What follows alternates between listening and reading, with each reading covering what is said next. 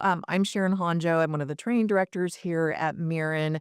I have a background in the agency world, so did account management and business development. So I've been in your shoes.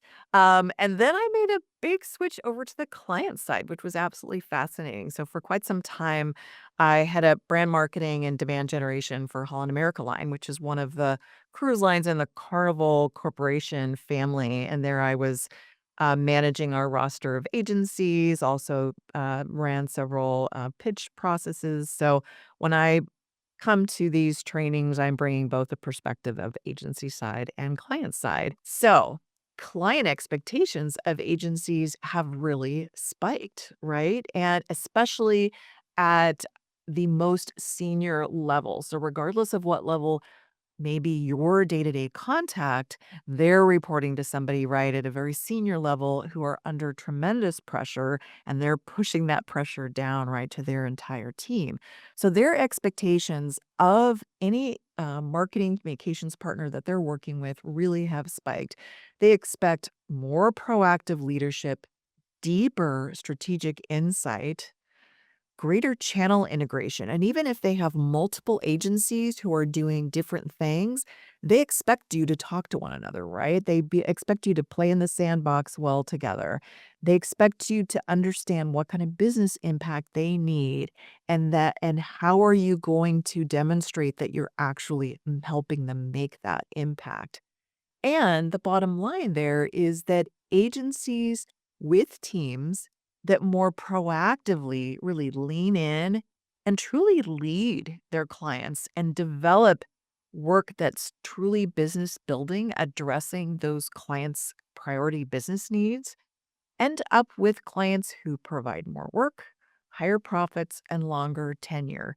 In other words, better clients and an opportunity to really, have these strong relationships. So managing and growing current clients, there's a whole lot of great potential. And really, they're the ones that are gold in terms of your um, opportunity to grow them to be more profitable rather than, chasing after new business, which can be quite time intensive and cost intensive as well.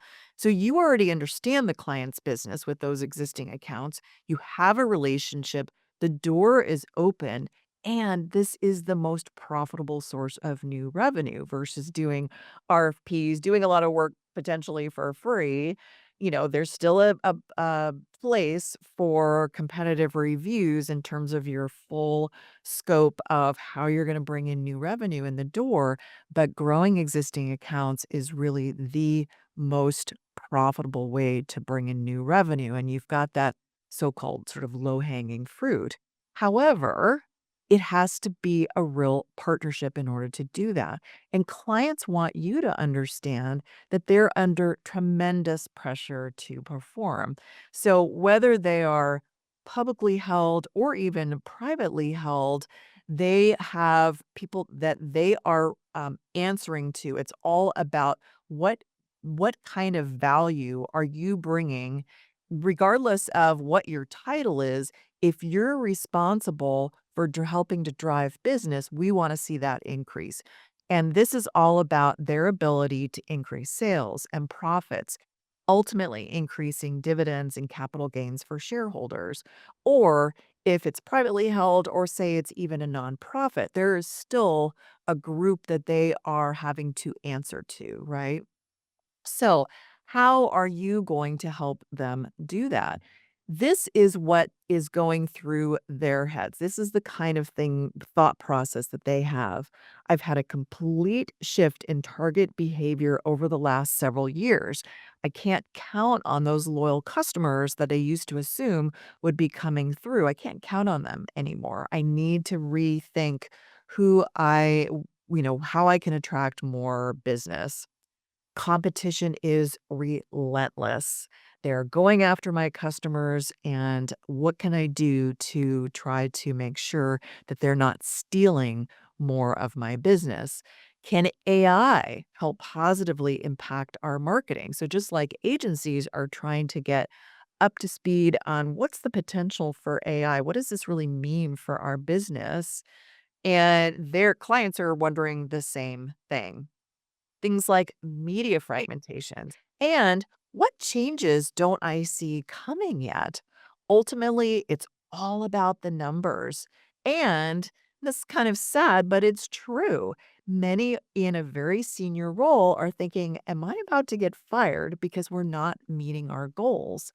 The turnover in CMOs or those who are in VP, senior VP positions in marketing, still there's a very high turnover there. It's getting a little bit better than it was, but still there's a high turnover there because sometimes they're the fall guy, the fall woman, so to speak, for things that aren't going well. Oh, well, it's the marketing. It's marketing's problem.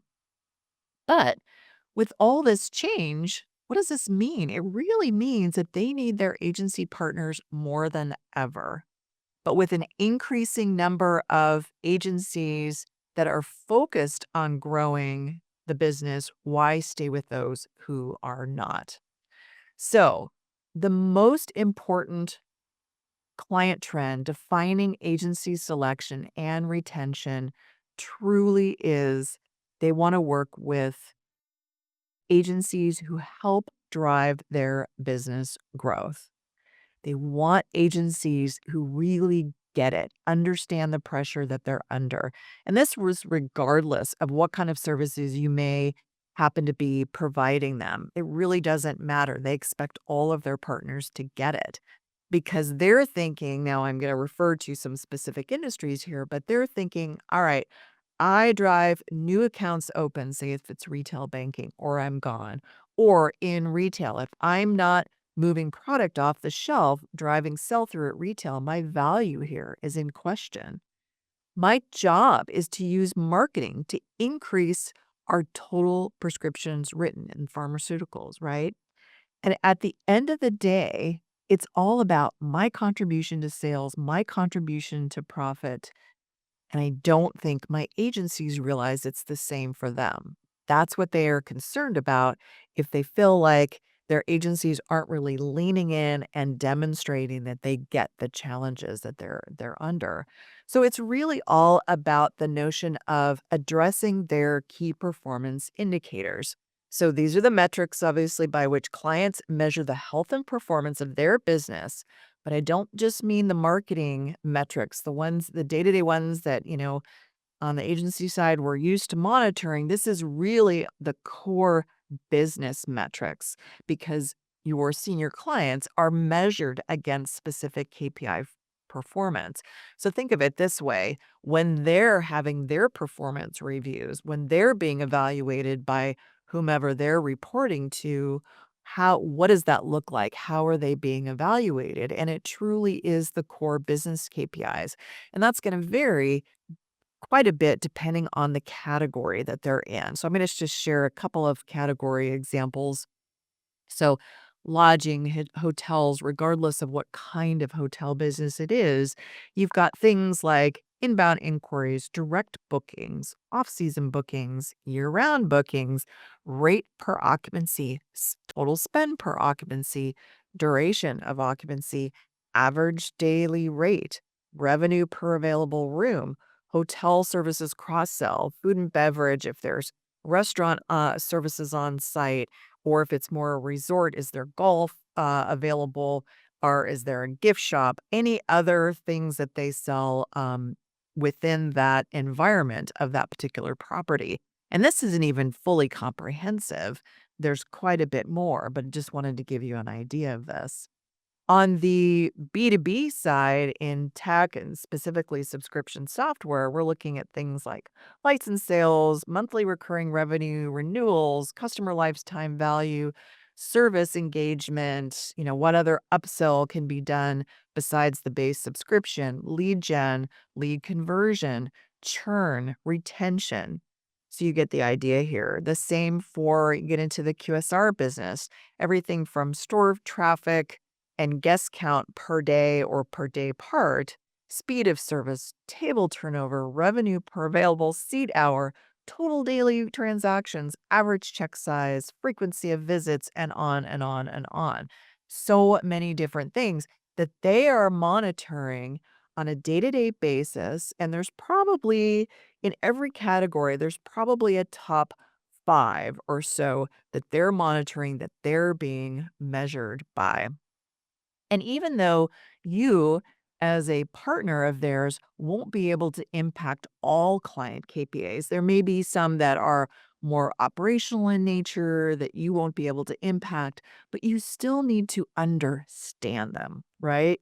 So you need to understand what are they monitoring and why, what's most important to them, what's going to be the real measurement of their business success. And then you select the ones that you can really impact and help them improve. And you really hone in on that. How can we do a really great job with that? And this all relates to your ability to demonstrate your agency's value, your team's value in terms of that strategic partner that's moving the needle in the right way from a business standpoint. So when you look at this, we have this Mirren agency value model that helps illustrate what I mean by this. So if you look at it from the standpoint of, okay, in this far left column, you've got what may be considered soft impacts. So this would be more tactical in nature. You have assignments that you're driving that, may be related to some important marketing metrics like awareness or reach or impressions or traffic or click through rate. But is that, those are tools, right? Tools to get to what is eventually going to be business impact. But if you're focused solely on that and just monitoring that without thinking through the big picture, you may be considered more of a tactical vendor. If at the same time, if you are then looking in the realm of more marketing impact, this is where, yeah, it goes a little bit deeper there. Still important tools like brand attributes, perceptions, the consumer or prospect perceptions. What kind of engagement do they have? Then you're getting into, okay, we're getting into some key marketing tools and metrics here, but still, it's not until you drive that all and demonstrate the connection to real business impact that you're really considered a strategic partner. So in this particular case, using an example of lodging once again, they're looking at things like direct bookings, occupancy rate, revenue per available room. And that is how they know if you're also monitoring those same things, you're truly that strategic partner. You're helping them think through how to get there, how all the different things that you're working on can really drive to their end goals, regardless of what those may be. So, think about how much tangible business value do you create in your day-to-day work with clients. If you're only over here in kind of the soft impact, marketing impact, you could be vulnerable, right? If you're not demonstrating that you get what they're trying to accomplish and you're trying to tie everything back to real business impact. That's where you can truly demonstrate the value for your work. And this doesn't mean necessarily that you're promising certain KPIs related to the work that you're doing, but just demonstrating that you get it. What are we trying to go after? Okay, so it's interesting. We often talk with agencies who have really, really great relationships with their clients, but they start asking, why aren't they spending more with us? We seem to have kind of hit a point where sort of an impasse where we can't really break through and do more. And there was a study done by Harvard Law School where they took a look at um, professional services firms and they did an analysis, and it was over a period of about 15 years where they looked at what was driving either retention or defection of those professional services firms, including marketing services. And this was fascinating to take a look at because 75% of the clients that they surveyed said that who defected, 75% of those who defected said they were actually satisfied. The satisfaction scores were as high as 90%. But those, even with that level of satisfaction, the repurchase rate, the retention rate of those services that they were utilizing was still only at about 40%. Now, that's counterintuitive, right? And on the flip side of that, a 5% increase in loyalty, in client loyalty, often produced a 25% increase in profitability from the partner side. So many times achieving up to 85%. So, what does this mean? They came up with this equation that is so simple. I wish we had thought of this, but it's so simple and yet it speaks volumes. And it's basically that client satisfaction equals service delivered minus service expected. So let's think about that for a second. The service that clients expect of their partners, that's pretty high, right? And if uh, marketing services partner, professional services partner is delivering on that, they're kind of just at even, right? There isn't anything special, right, about that. So, service delivered, less service expected. So, what this means, if you deliver what's expected, you're actually neutral. You're not ahead.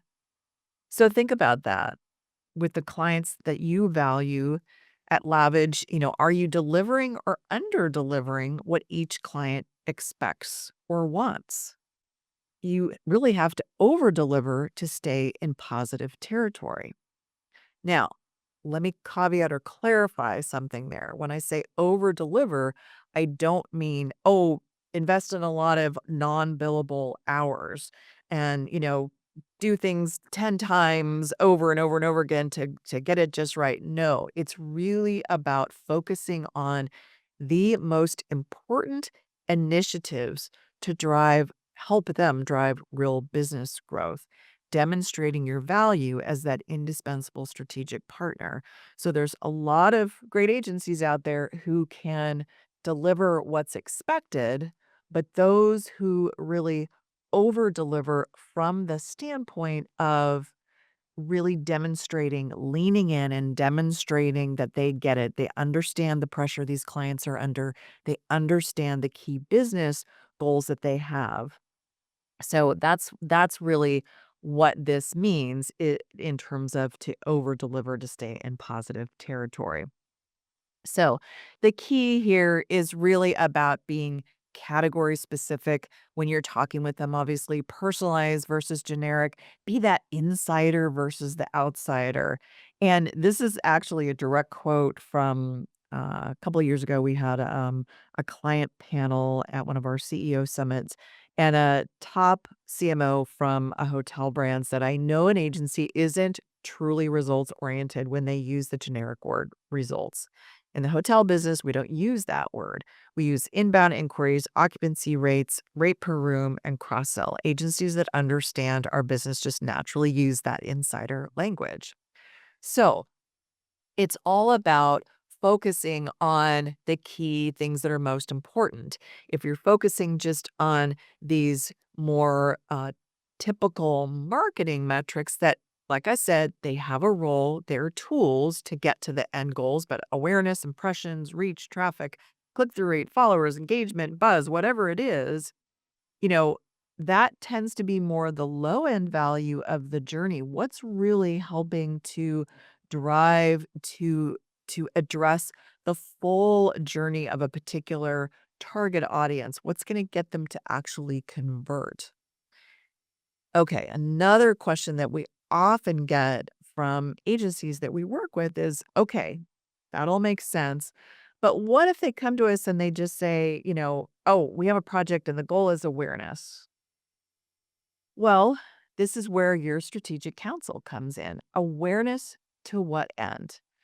Well, we need awareness among small business in order to generate leads for our new insurance product. Ah, okay. So this is a commercial insurance company. Now you're diving in, you're providing that strategic counsel. It's like, let's talk about what are we're trying to drive awareness, but for what purpose? So you understand, okay, they have this new product and we really want small businesses to understand this. What you really mean now is it's all about lead generation. Lead generation is gold for this particular insurance customer or client. And or if you're in the working with a QSR client, for example, well, we need awareness to increase our store traffic at breakfast. That would increase our average check size.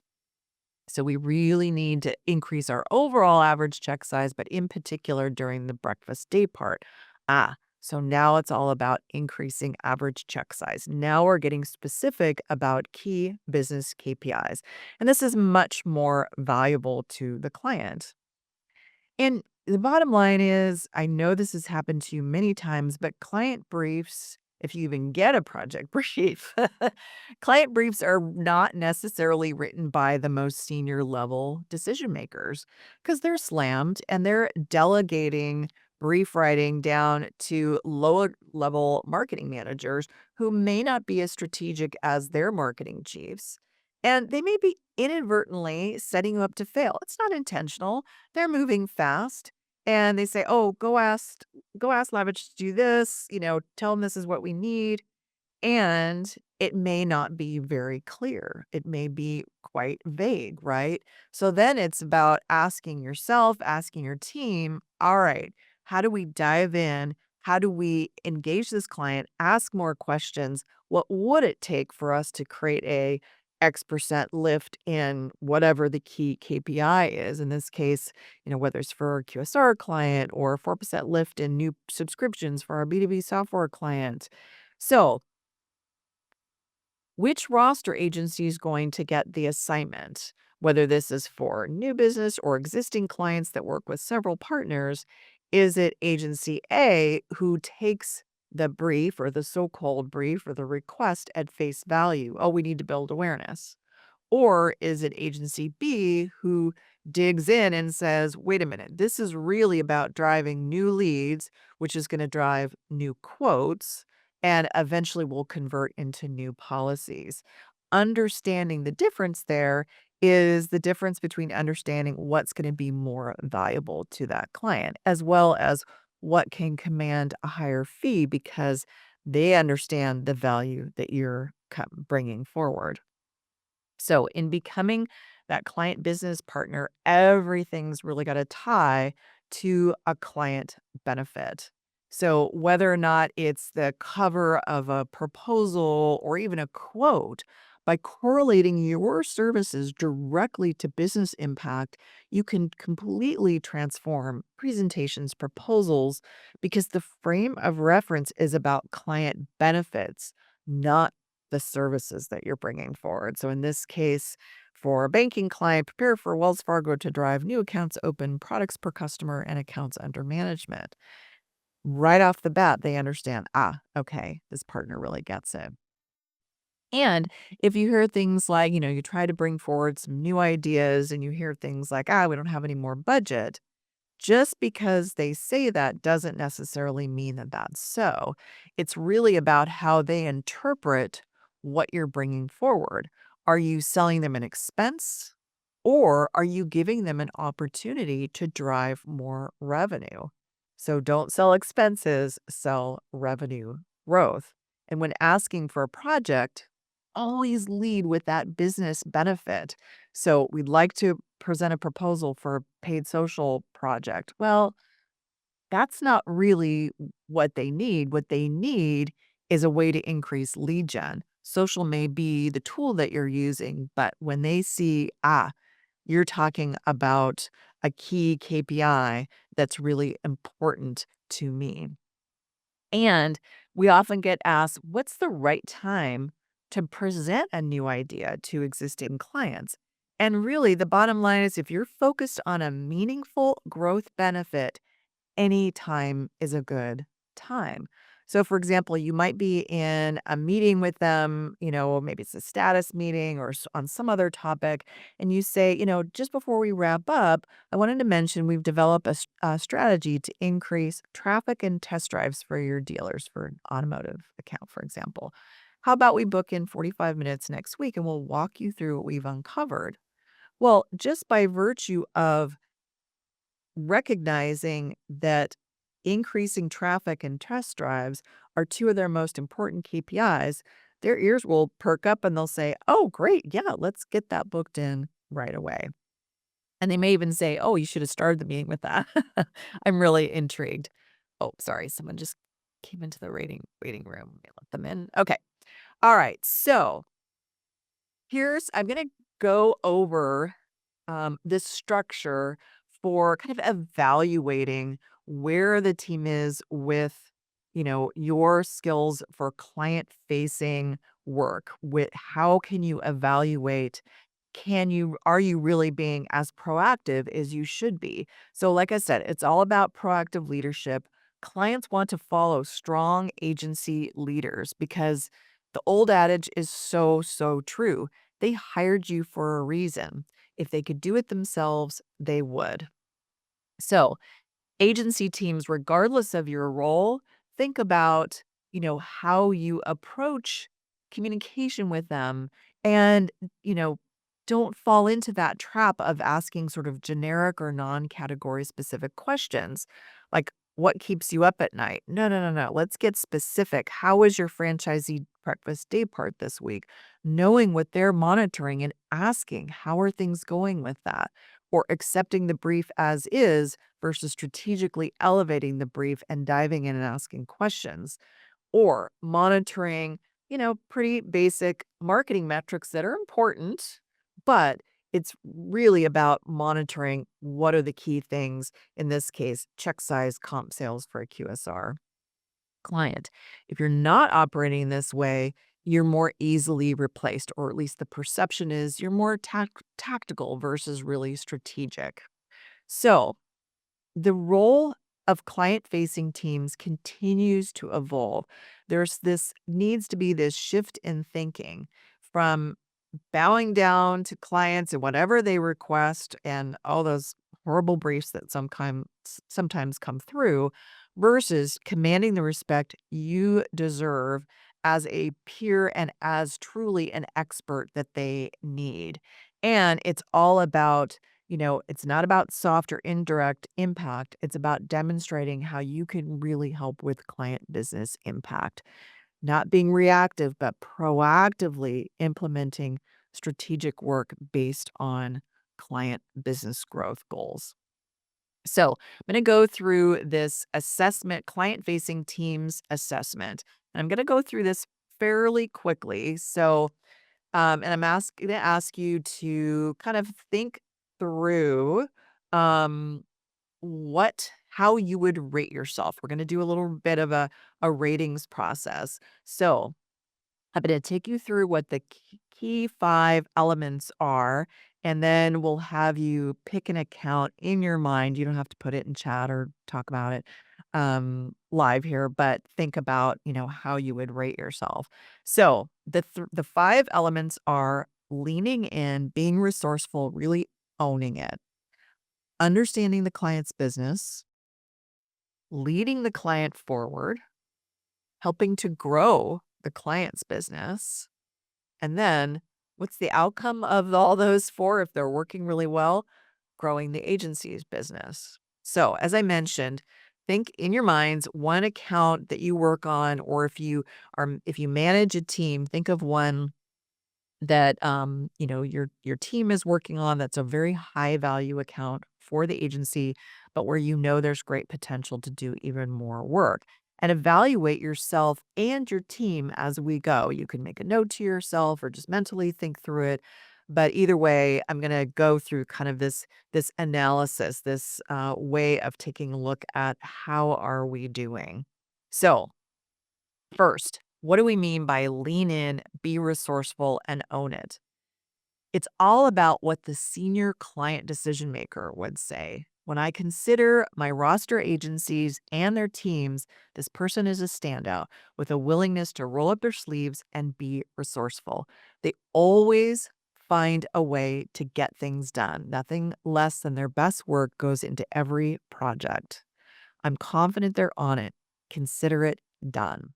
So, how you operate, you're proactive, resourceful, results focused, and dedicated. So, we're going to do a scale of 1 to 5. So, think about either from your own perspective, how you think you're doing, or a team that you might be supervising.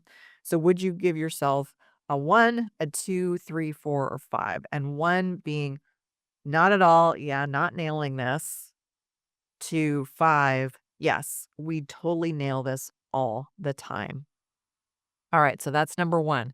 Lean in, be resourceful, own it. The next is understanding the client's business.